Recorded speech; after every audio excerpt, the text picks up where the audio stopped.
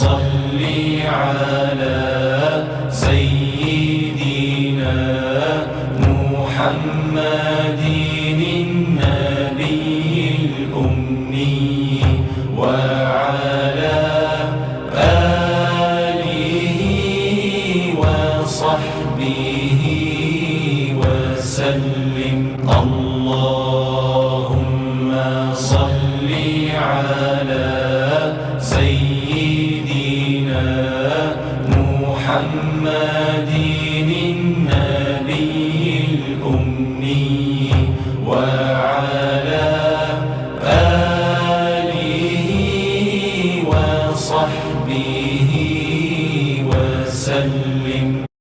الحمد لله نحمده ونستعينه ونستغفره ونؤمن به ونتوكل عليه ونعوذ بالله من شرور أنفسنا ومن سيئات أعمالنا. من يهده الله فلا مضل له ومن يضلله فلا هادي له. ونشهد أن لا إله إلا الله وحده لا شريك له. ونشهد أن محمدا عبده ورسوله. أما بعد، أعوذ بالله من الشيطان الرجيم. بسم الله الرحمن الرحيم. فاذكروني أذكركم. صدق الله العظيم. إن الله وملائكته يصلون على النبي يا أيها الذين آمنوا صلوا عليه وسلموا تسليما. اللهم صل على سيدنا ومولانا محمد وعلى آله وصحبه وبارك وسلم. اللهم صل على سيدنا ومولانا محمد وعلى آله وصحبه وبارك وسلم. الصلاة والسلام عليك يا رسول الله وعلى آلك وأصحابك يا حبيب الله. اللہ تبارک و تعالی وحدہ لا شریک بے پایہ فضل و کرم اور احسان انعام ہے کہ جس نے باعث تخلیق کائنات رحمت للعالمین شافع روز جزا خاتم النبیین حضور سیدنا محمد مصطفیٰ صلی اللہ علیہ وآلہ وسلم کے مبارک وسیلہ سے ہم سب کو دولت ایمان عطا فرمائی. اللہ تبارک و تعالی کما حقہ ہم اس دولت کی قدر کرنے کی توفیق عطا فرمائے. آج کی مختصر خطبہ جمعہ المبارک میں الحمدللہ تعالی ہم نے جو موضوع شروع کیا ہوا تھا جو کہ نماز جمعہ کے احکام کے حوالے سے ہے، اس کو درمیان میں چھوڑتے ہوئے انتہائی اختصار کے ساتھ شیخ المشائخ قطب الاقطاب محبوب سبحانی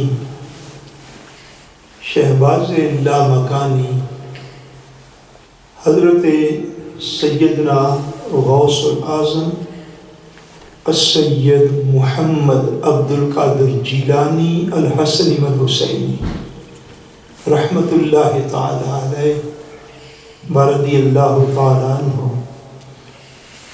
آپ کی بارگاہ بے کس نیاز میں ہدیہ عقیدت و محبت پیش کرنے کے لیے چند کلمات جو ہیں وہ آج گوش گزار آپ کے کیے جائیں گے. اللہ کریم ہمیں اولیاء کاملین کی فیوزات سے ہمارے سینوں کو مالا مال فرمائے. آپ کے علم ہے ربیع الثانی کے مہینہ میں ہمارے پاکستان اور ہندوستان کے کم و بیش جمیع مراکز اسلامیہ، جمیع مراکز اہل سنت میں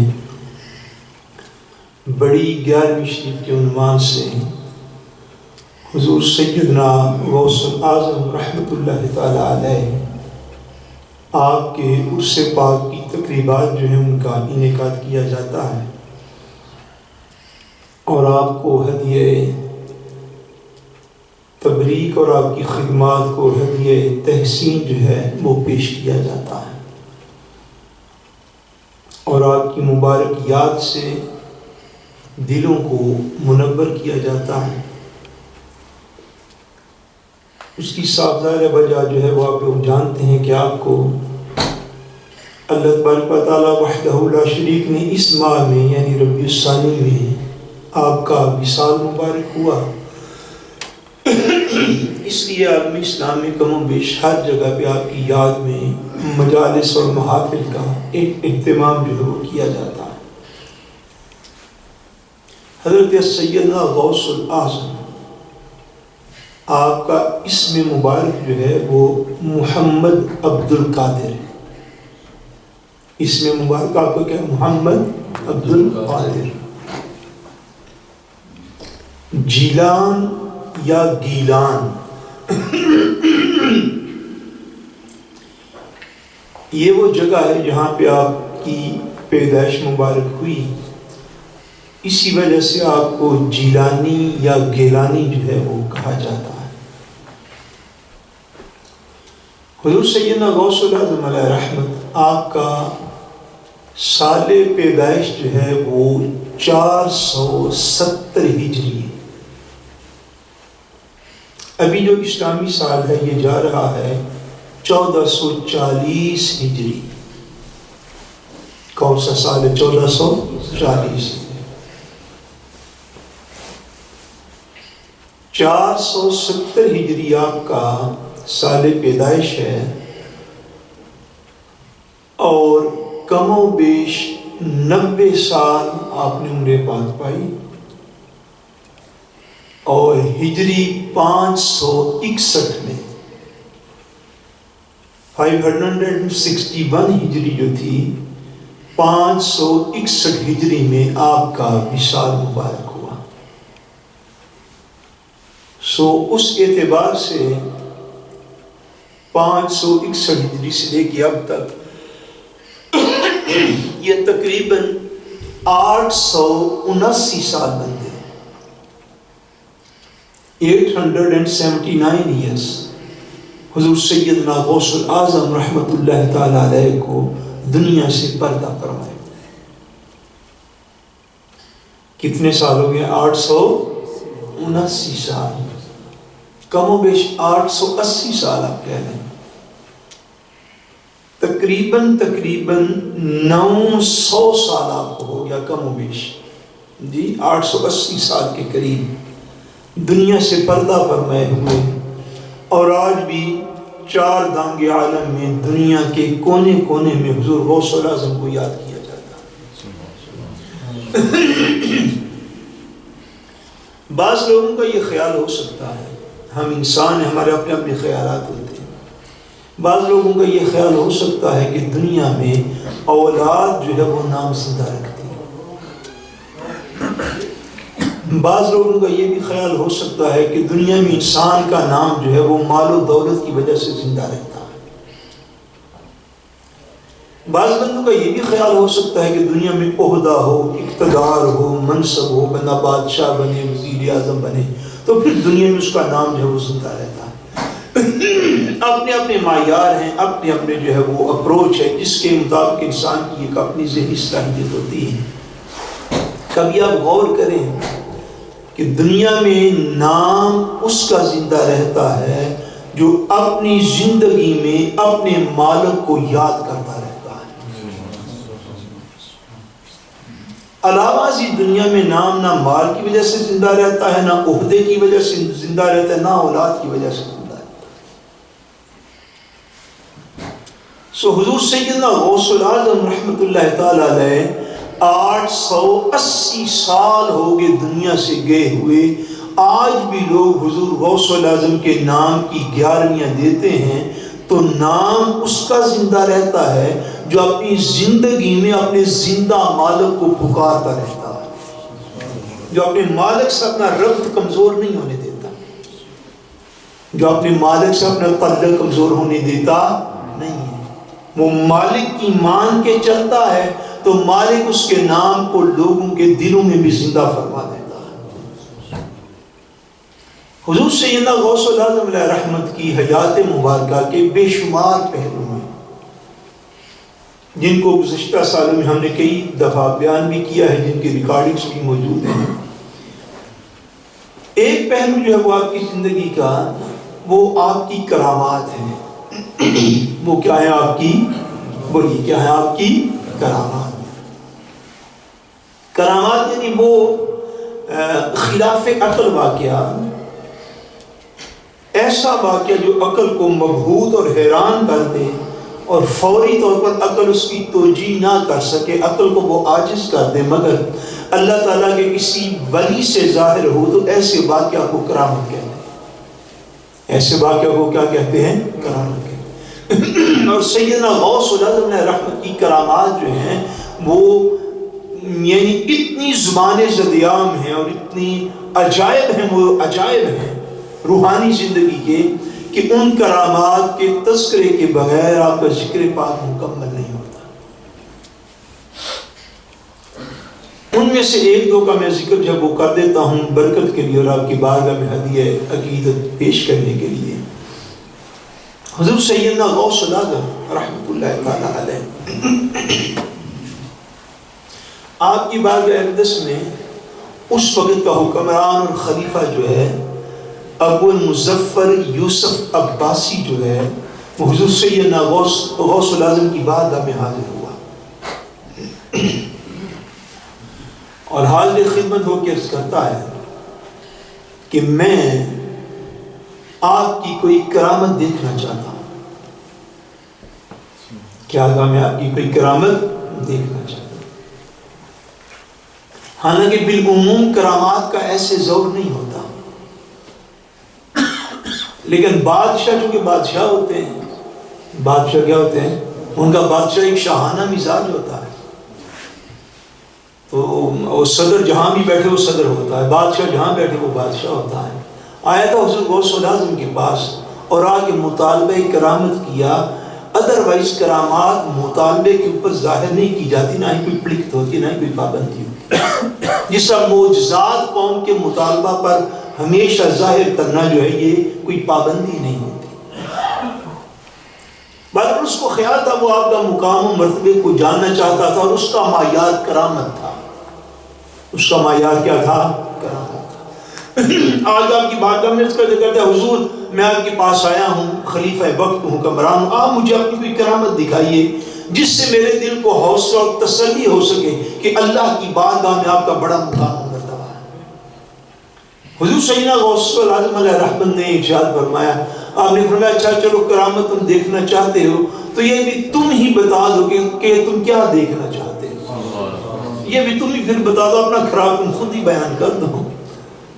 اس وقت عراق میں بغداد جو کہ ہوگتستا جہاں پہ آپ جو ہے وہ آپ کی زندگی پاک کا بڑا حصہ گزرا ہے، اس وقت عراق میں سیب جو تھے ان کا موسم نہیں تھا، ایپل کا موسم نہیں تھا۔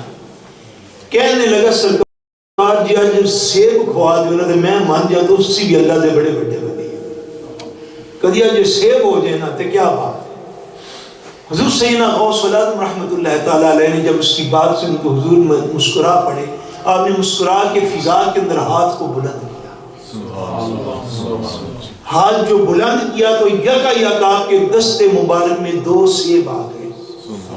آپ نے ہاتھ کو نیچے کیا، ایک سیب اسے عطا فرما دیا، ایک اپنے لیے رکھ دیا۔ وہ سیب کاٹ کے تو کھانے لگا، جب اس نے سیب کاٹا تو اس کے سیب میں سے ایک کیڑا جو تھا وہ برآمد ہوا، اور حضور غوث العظم علیہ رحمت نے بھی اپنا سیب کاٹا تو وہ بالکل سفید تھا اور اندر سے کستوری کی خوشبو بھی آ رہی۔ وہ بڑا حیران ہوا، کہنے لگا حضرت کمال ہو گیا، سیب تو کرامت سے وجود میں اور کرامت سے ظاہر ہوئے، آپ کے سیب سے کستوری کی خوشبو آ رہی ہے اور میرے سیب سے کیڑا باہر نکل رہا ہے، نہ کستوری کی خوشبو آ رہی، اس کی وجہ کیا ہے؟ آپ نے فرمایا بھی بات تو ٹھیک ہے، سیب تو دونوں کرامت سے ظاہر ہوئے تھے، مگر فرمایا جو سیب تمہیں دیا ہے اس سیب کو ایک ظالم کا ہاتھ لگ گیا ہے۔ اللہ سبحان، اس کی اصلاح کی مقصود تھی۔ مراد یہ ہے کہ اللہ کی مخلوق پہ ظلم کو چھوڑ۔ فرمایا سیب تو دونوں کرامت سے ظاہر ہوئے تمہارے سامنے ہے، مگر میرے سیب سے جو کیڑا نہیں نکلا اور تمہارے سے نکلا، اس کی وجہ یہ ہے کہ اس سیب کو ایک ظالم کا ہاتھ لگ گیا۔ سو حضور سیدنا غوث العظم علیہ رحمت کی کرامات جو ہیں وہ ایک باقاعدہ چیپٹر ہے اور باب ہے آپ کی زندگی کا، اور یہ قرآن مجید کے تسلسل میں قرآن مجید نے کئی پہلے اولیاء کرام جو گزروں کی کرامات کا بیان فرمایا۔ ایک مرتبہ حضور سیدنا غوث العظم رحمۃ اللہ تعالی علیہ آپ کی حیات طیبہ میں ایک حضرت شیخ ابو محمد محلی رحمۃ اللہ تعالی علیہ بزرگ عالم دین، وہ آپ کی بارگاہ اقدس میں حاضر خدمت میں، کچھ دیر آپ کی بارگاہ میں رہے، فیض صحبت جو ہے وہ حاصل کیا، تو واپس اپنے ملک کو جانے لگے۔ مصر سے تھے، کس ملک سے تھے؟ مصر سے، ایجپٹ سے ان کا تعلق تھا۔ بغداد آپ کی بارگاہ اقدس میں حاضر خدمت، واپس جانے لگے۔ عرض کی حضور اجازت ہو، کافی دن آپ کی صحبت میں رہا ہوں، بڑا کچھ ملا ہے، اجازت ہو تو واپس جو وہ چلا جو واپسی کا ارادہ کر لیا ہے۔ آپ نے بلایا، آپ نے فرمایا قریب آؤ، قریب آئے، ارشاد فرمایا جب واپسی جاؤ تو کبھی کسی کے آگے ہاتھ نہ پھیلانا، کبھی کسی کے آگے ہاتھ نہ پھیلانا، کسی کو راستے میں کوئی سوال نہ کرنا۔ حضور ٹھیک ہے۔ پھر فرمایا اور قریب آؤ، وہ اور قریب ہوئے۔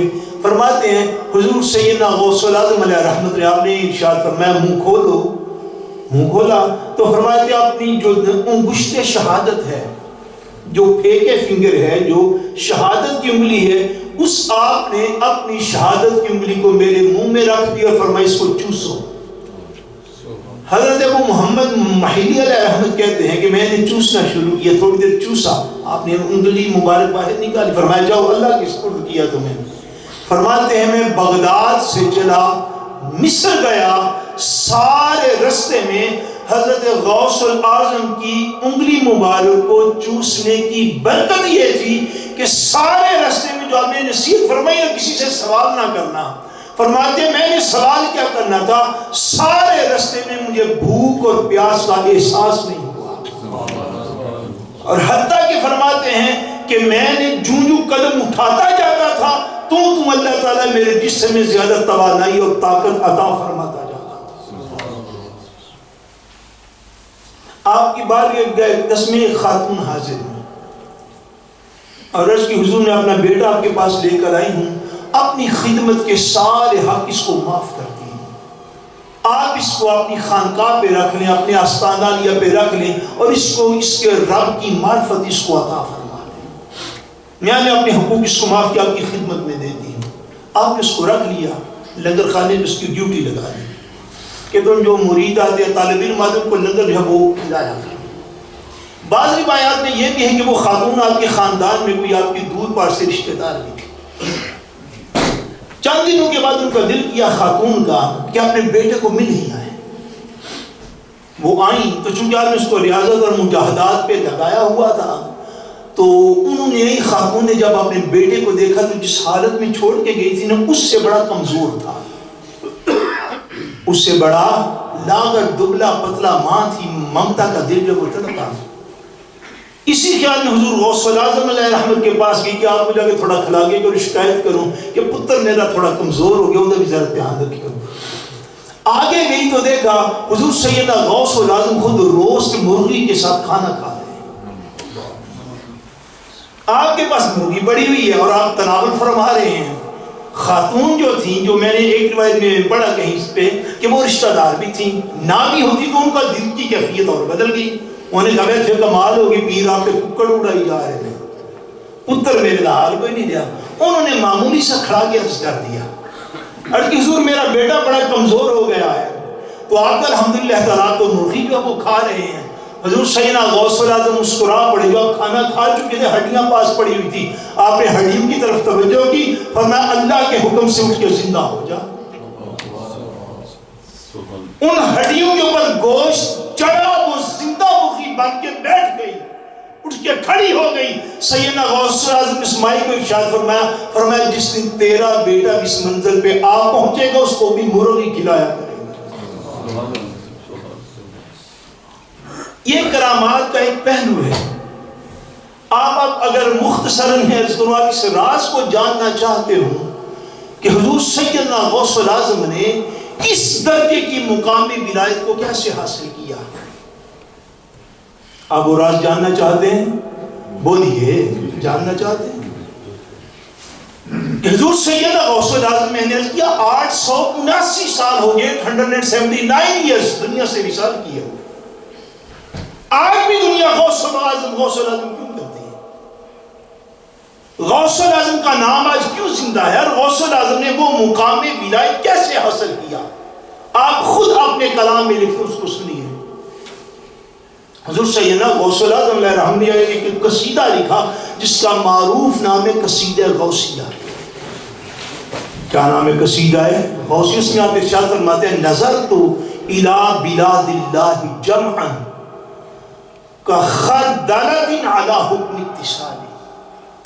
آپ فرماتے ہیں میں نے اللہ کی زمین پر موجود سارے ملکوں کی طرف میں نے نظر کی,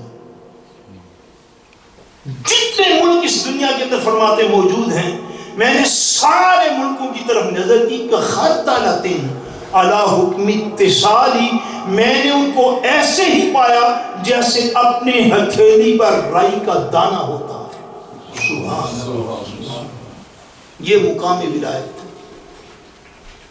اور وہ مقامی ولایت حاصل کیسے ہوا؟ اس سے نیکسٹ ون شعر کے اندر آپ ارشاد فرماتے ہیں درست العلم حتی صرت قطبا. فرماتے ہیں میں نے علم حاصل کیا. کیا کیا؟ علم حاصل. پھر بولیے کیا کیا؟ علم حاصل. درست العلم حتی صرت قطبا وَإِنِّ الْتَسَادَ مِن مَوْلَ الْمَوَالِ. فرمایا وہ سعادت, وہ خوشبختی جو ساری کائنات کے حاکموں کے حاکم نے میرے لیے لکھ رکھی تھی, اللہ نے مجھے وہ سعادت عطا کی.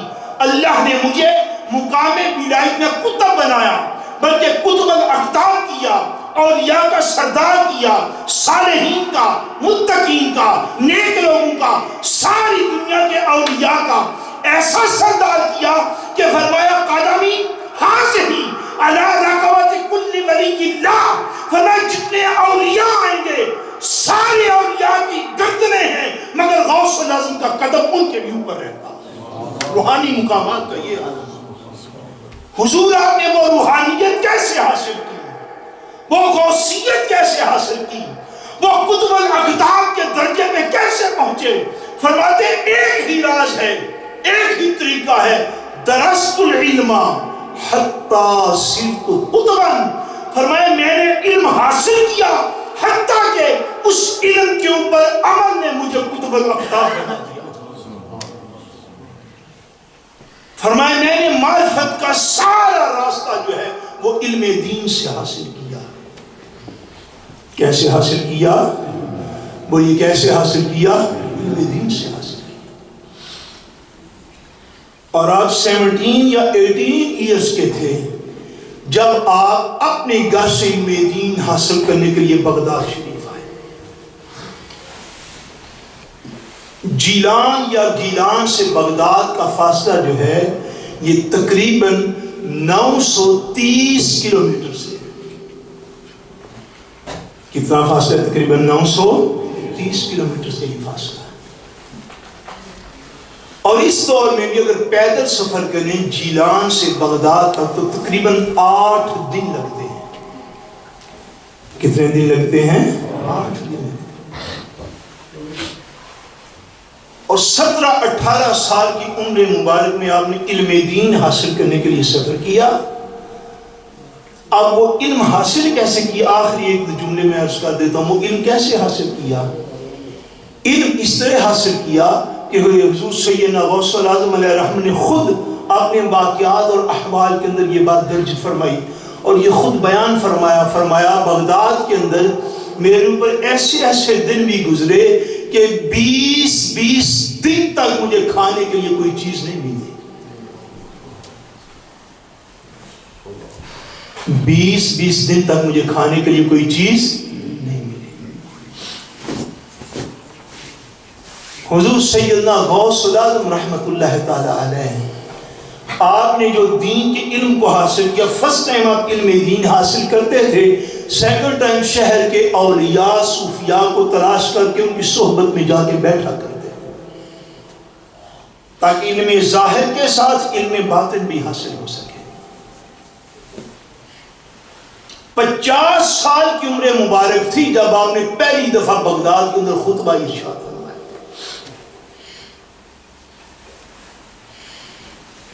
اور آپ کو شاید یہ سن کر حیرانی ہو، آپ نے یہ پہلو شاید نہ سنا ہو، حضور سیدنا غوث الاعظم اپنے جامعہ کے اندر، اپنی درسگاہ کے اندر، اپنے دارالعلوم میں 13 مختلف علوم پر آپ لیکچرز دیا کرتے تھے اپنے طلباء۔ کتنے مختلف علوم پر؟ 13 مختلف علوم پر آپ لیکچر دیتے تھے، اور دن رات پڑھنے پڑھانے کے اندر آپ کی زندگی کے آخری ایام تک گزرے۔